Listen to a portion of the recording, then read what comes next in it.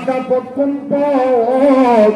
বাঁকা পথ ওই পথ যেই বান্দা বান্দি আল্লাহর কোরআন থেকে মুখটা ফিরে আনিছে, যেই বান্দা বান্দি আল্লাহর ঘর মসজিদ থেকে মুখটা ফিরে আনিছে, যেই মা এবং বাবা নামাজ থেকে তার দিলটাকে ঘুরে আনিছে, রোজা থেকে দিলটা ঘুরে আনিছে, ও বাদাম যাকাত থেকে দিলটা ঘুরে আনিছে, হজ থেকে দিলটা ঘুরে আনিছে, সুদ খাই ঘুষ খাই নেশা করে বাদাম নে আমার হানাহানি কোনাকুনি করে, এই বান্দা বান্দি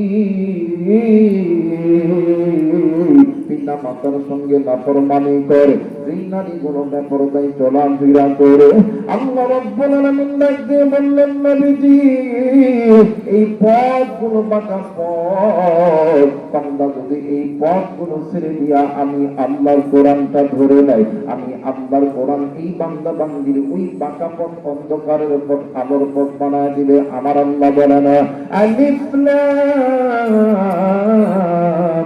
রা কিতাবুন আনজালনাহু ইলাইকা লিতুখরিজান নাসা মিনাল যুলুমাতি ইলান নূর।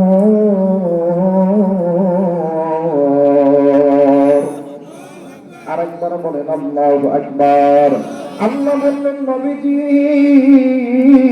ইয়া রাসূলুল্লাহ ইয়া হাবিবাল্লাহ, নবী গো দুনিয়ার জমিনে যদি কোনো বান্দা গুনাহ করতে করতে জাহান্নামের পথে চলে গেছে, ওই বান্দা যদি আমি আল্লাহর কোরআন মেনে নেয়, আমি আল্লাহর কোরআন ওই বান্দা বান্দীদেরকে আমি আল্লাহর জান্নাতে নিয়ে যাবে। কিন্তু বান্দি আপনি আমি মুসলমান নিজেকে দাবি করি, আপনার আমার মা বাবা দাদা দাদি নানা নানি মুসলমান, আজকে মুসলমানের সন্তান হইয়া নিজে নিজে মুসলমান দাবি করিয়া নিজে গুনাহ করি, নিজের স্ত্রী সন্তান গুনাহ করে, নিজের মা বাবা ভাই বোন গুনাহ করে, আজকে নিজে কোরআন মানি না, নিজের স্ত্রী সন্তান মা বাবা ভাই বোন কোরআন মানে না। আল্লাহ বললেন পৃথিবীর মানুষ শোনে না, যারা তোমরা আমি আল্লাহ রাব্বুল আলামিনের কোরআন মানবা, হাসরের ময়দানে আমি আল্লাহ এদেরকে কোনো জিজ্ঞাসাবাদ করব না। আর যারা এই কোরআন মানবে না, যারা আমি আল্লাহর কোরআন নিজে বাস্তবায়ন করবে না, এই কোরআনকে বিজ্ঞানগুলি দেখাইবে, আমি আল্লাহ হাসরের ময়দানে ওই বান্দা বান্দিকে জিজ্ঞাসাবাদ করব। শুধু জিজ্ঞাসাবাদ করব না, আমি আল্লাহ ওয়ামান দাল্লা ফাইন্নামা ইয়াদিল্লু আলাইহা, আমি আল্লাহ ওই বান্দা বান্দিকে শুধু জিজ্ঞাসাবাদ করব না, আমি আল্লাহ কঠিন থেকে কঠিন শাস্তির ব্যবস্থা আমি আল্লাহ করে দেব। আওয়াজ করে বলেন নাউযুবিল্লাহ। মুসলমান ভাইরা আমার বন্ধুগণ, কেন আপনি কোরআন মানবেন না? কেন আপনি কোরআন মানবেন না? কেন আপনি জান্নাতে যাবেন না? এরা বন্ধু আমার ভাইরা আমার বাবা দিরা রে, এই দুনিয়া থাকার জায়গা নয়, কেউ এই দুনিয়ায় চিরদিন থাকবো না।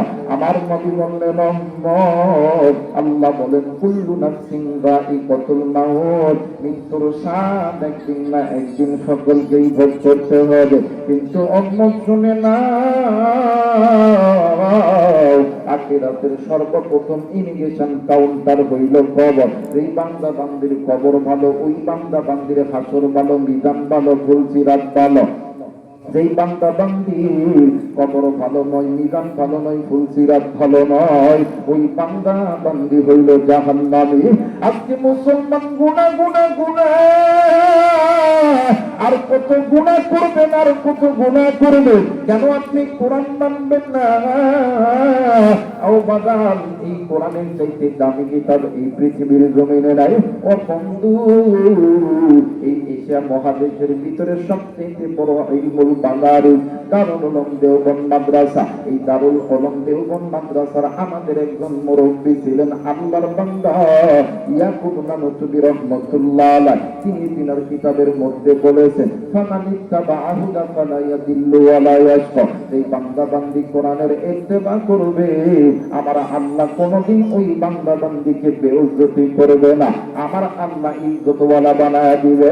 এবার আসেন কোন কোরআন আপনারে আমার দোতলা বানাইবে, আপনি কোরআন পড়তে জানেন না, এই কোরআন আপনার ঘরের তাকিয়াতে আছে, এই কোরআনটা আপনি ঘরের তাকিয়া থেকে লইয়া মহাব্বতের নজরে একটু তাকাইবেন। আপনি কোরআন পড়তে জানেন না, আপনার ঘরের মধ্যে আল্লাহর কোরআন আছে, এই কোরআনটা একটু মহাব্বতে বুকের মধ্যে জড়ায় নিবেন। আর যুবক, তুমি কোরআন পড়তে জানো না, এই কোরআনটা উজু করিয়া লইয়া একটা চুম্বন করবা। ভাই গো, আপনি তাও যদি সম্ভব না হয়, মাদ্রাসার একটা ছাত্র কোরআন পড়তেছে, তার কোরআনুল কারীমের তেলাওয়াত শুনে নাও। আল্লাহ বলেন, বান্দা শোনো শোনো, আমি আল্লাহর কোরআন যারা মেনে নিবে, আমি আল্লাহর কোরআনের ইত্তেবা যারা করবে, আমি আল্লাহ কোনদিন তাদেরকে বেইজ্জতি করব না। একটু আওয়াজ করে বলেন সুবহানাল্লাহ।